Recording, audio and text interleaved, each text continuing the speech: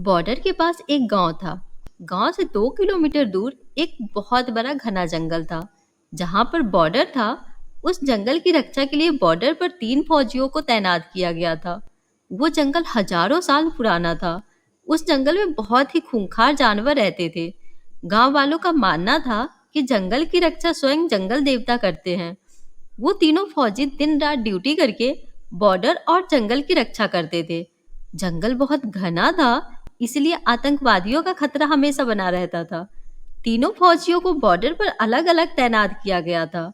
वो तीनों पिछले 10 सालों से यहाँ पर ड्यूटी कर रहे थे। तीनों फौजियों की देशभक्ति और जंगल की रक्षा देखकर वन देवता बहुत प्रसन्न होते हैं। और एक दिन वन देवता अपनी वन देवी से कहते हैं, देवी, ये तीनों फौजी पिछले 10 सालों से हमारे जंगल की रक्षा कर रहे हैं। मैं इनकी कर्तव्य निष्ठा देखकर बहुत प्रसन्न हूँ और उन्हें कुछ वरदान देना चाहता हूँ। तब वन देवी कहती है, हे नाथ, आप बिल्कुल सही कह रहे हैं। उन तीनों फौजियों को वरदान जरूर मिलना चाहिए। तो फिर ठीक है देवी, मैं आज ही उन तीनों फौजियों से उनकी इच्छा पूछता हूँ और उन्हें इच्छा अनुसार वरदान देता हूँ। इतना कहकर वन देवता वहां से गायब हो जाते हैं और पहले वाले फौजी के पास जाते हैं।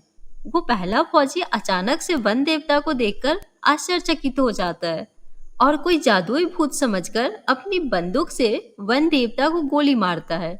लेकिन उसकी गोली से वन देवता को कुछ नहीं होता और वन देवता कहते हैं, रुको फौजी, मैं वन देवता हूँ। प्रणाम देवता, मैंने आपको पहचाना नहीं, मुझे माफ कर दीजिए। कोई बात नहीं फौजी, तुम पिछले 10 सालों से लगातार इस जंगल की रक्षा कर रहे हो। मैं तुम्हारी कर्तव्य निष्ठा से बहुत प्रसन्न हूँ और मैं तुम्हें एक वरदान देना चाहता हूँ। इतना सुनकर वो फौजी बहुत प्रसन्न होता है, लेकिन फिर वो सोच में पड़ जाता है कि वन देवता से क्या वरदान मांगू। मुझे सोना चांदी मांगना चाहिए, लेकिन भला मैं सोना चांदी का करूँगा क्या? वैसे भी मेरी उम्र रिटायरमेंट होने की है। क्या सोच रहे हो फौजी? तुम जो भी वरदान मांगोगे, मैं तुम्हारी इच्छा अवश्य पूरी करूँगा। वन देवता, मैं सोच रहा हूँ कि क्या वरदान मांगू। मुझे कोई जल्दी नहीं है। तुम चाहो तो अच्छी तरह से सोचकर वरदान मांग सकते हो। तब तक के लिए मैं चलता हूँ। इतना कहकर वन देवता अंदर ध्यान हो जाते हैं। वन देवता के जाते ही वो फौजी लगातार सोच में पड़ जाता है कि उसे क्या वरदान मांगना चाहिए।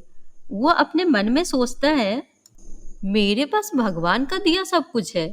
एक अच्छी बीवी है, 2 बाल बच्चे हैं और सभी की जिंदगी खुशी खुशी गुजर रही है। मुझे अपने देश की रक्षा के लिए कुछ मांगना चाहिए। वो पहला फौजी काफी देर तक सोच विचार करने के बाद वन देवता को पुकारता है। वन देवता तुरंत वहां प्रकट हो जाते हैं।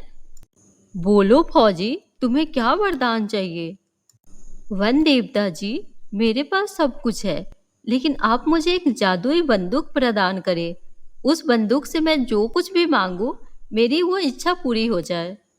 जैसी तुम्हारी इच्छा। मैं तुम्हें एक जादुई बंदूक प्रदान करता हूँ। इस बंदूक की मदद से तुम कुछ भी कर सकते हो। इसके बाद वन देवता उस फौजी को एक जादुई बंदूक प्रदान करते हैं और वहां से गायब हो जाते हैं। वन देवता के जाते ही वो फौजी कहता है, मुझे इस जादुई बंदूक का टेस्ट करना चाहिए। जादुई बंदूक, मुझे बहुत तेज भूख लगी है, मुझे शाही खाना चाहिए। और इतना कहते ही उस फौजी के सामने बहुत सारा शाही खाना प्रकट हो जाता है। वो फौजी खाना खाने लगता है। उसके बाद वन देवता दूसरे फौजी के पास पहुंचते हैं। दूसरा फौजी उस समय जंगल के पास मौजूद एक तालाब में नहा रहा था। वन देवता को देखते ही वो फौजी थोड़ा घबरा जाता है और कहता है, अरे तुम कौन हो?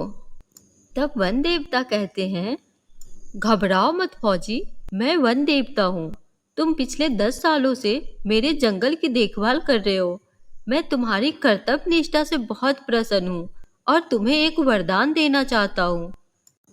उसके बाद दूसरा फौजी पानी से बाहर आता है और वन देवता को प्रणाम करते हुए कहता है, प्रणाम वन देवता, मेरे पास एक अच्छी नौकरी है, घर परिवार है, धन संपत्ति भी है, लेकिन मैं बहुत बूढ़ा हो गया हूँ, इसलिए मेरे शरीर में अब तो ताकत ही नहीं रही।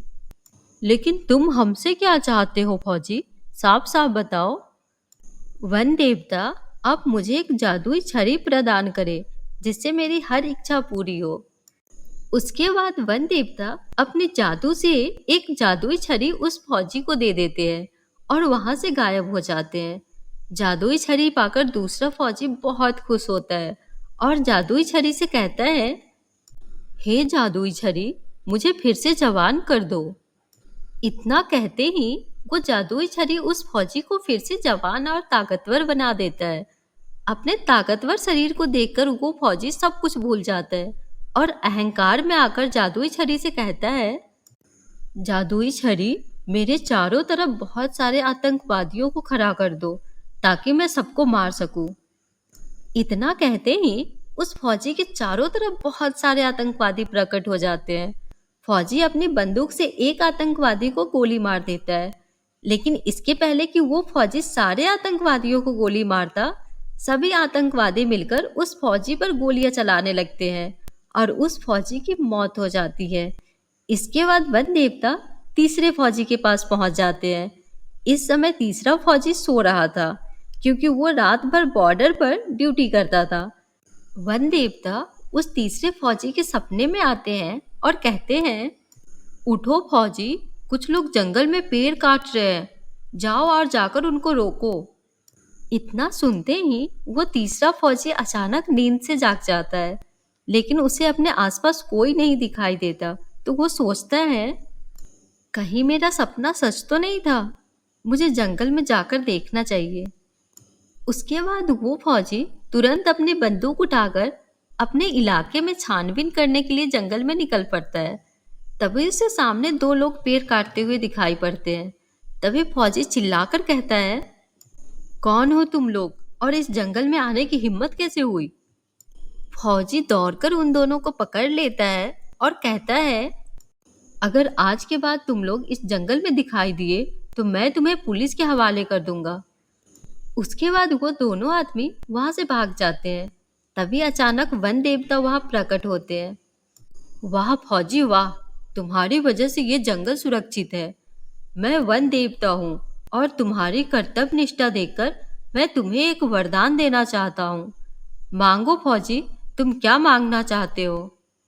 तीसरा फौजी थोड़ा सोच विचार करके वन देवता से कहता है, वन देवता, मैं जब भी अपनी वर्दी पहनकर बॉर्डर पे जाऊं तो मुझे कोई देख ना पाए, मैं अपनी वर्दी पहनकर गायब हो जाऊं।